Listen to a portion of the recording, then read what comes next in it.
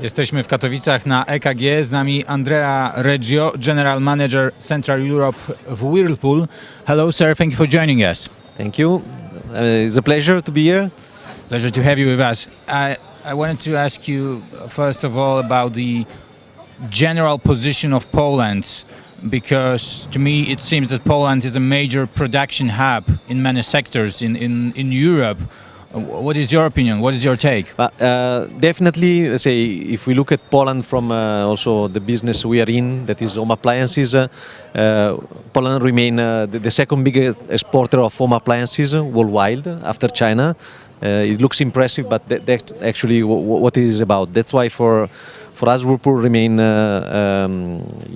fully focused on Poland as a huge manufacturing country, where we produce actually 25% of what is the total production of home appliances, that is around 26 million. So Poland, as I said, it remains really a key country in Europe and worldwide for export of home appliances. Yeah. What about the market situation at the moment, taking into account the economic situation, inflation, which is raging, and hurting customers, and a slowdown which is we are experiencing now or very closely on the horizon ahead of us? How do you respond to that? What is the reaction of your clients? How do you react to this situation and those challenges? We have been experiencing a slowdown in Poland starting last year, because up to that moment the market was really doing very well and the consumer demand was very much high. It started to turn down together with inflation, and as we enter 2023, actually the market remains heavily negative. We talk about minus 25% market demand.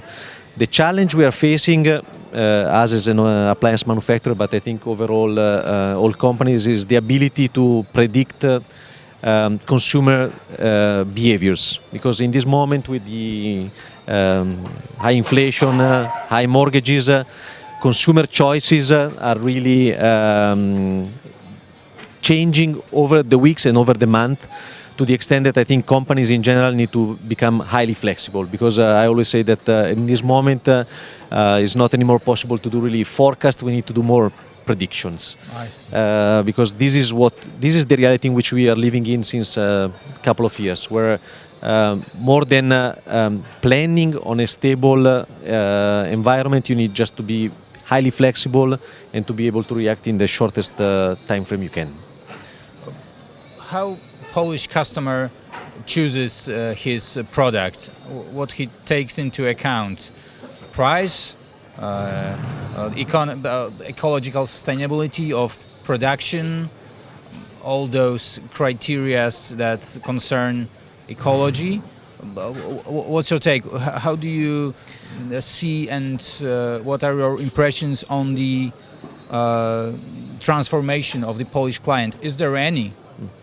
But okay, price is always a key factor, but of course from our perspective there is much more behind it, and apart from the so-called basic features of products, like it is a refrigerator, washing machine or a dishwasher, there is due to the electricity bills that have been raising 40% this year, there has been a much higher attention on key elements of interpretation of consumer of efficiency, like water consumption and the electricity consumption.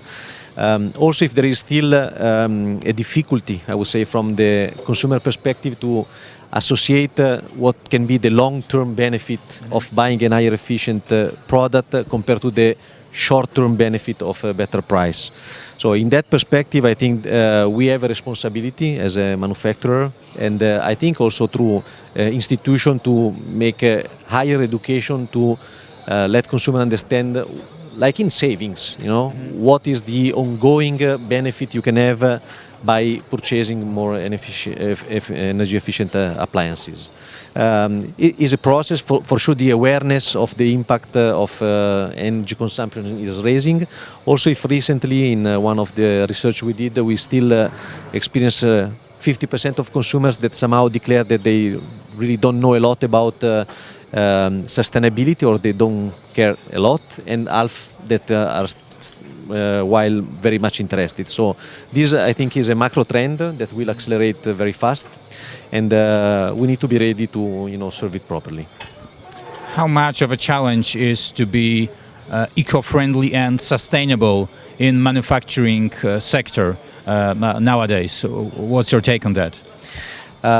Is for sure a significant effort, both from a governance and also from an investment perspective, because all this concept of ESG, so being sustainable, it implies that you have a very strong governance, corporate-wise, starting from the board of directors to the executive committee, down to the individual teams, and it requires, I would say, a strong declaration of what you want to achieve over the long term. For Whirlpool, specifically, this has materialized in a statement where we declare we want to reach net zero emission by 2030.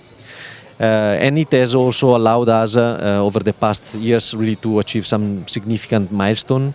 For example, all our manufacturing facilities in Europe and in all the region across the globe are now so-called zero waste to landfill.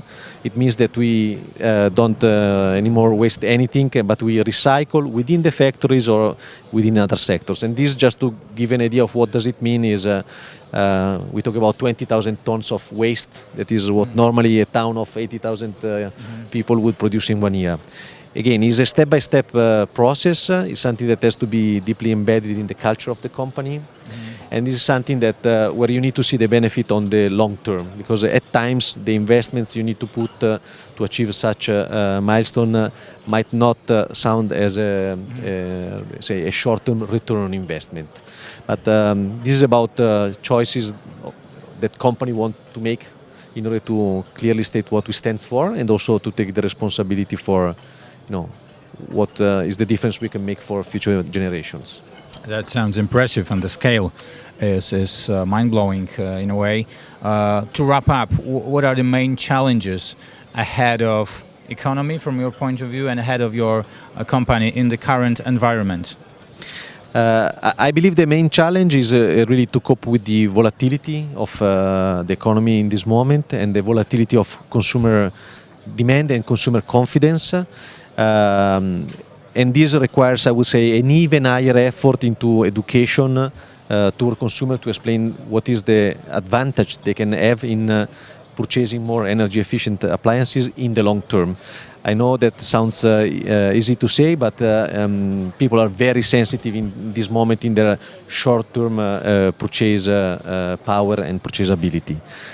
Overall, I think that I truly believe that companies will succeed over time if they take the so-called ESG embedded in their DNA, because I think it's a macro trend, like it has been digitalization, like it is now artificial intelligence, and if you don't flex your muscle and learn how to deal with it, you will not be successful on the long run.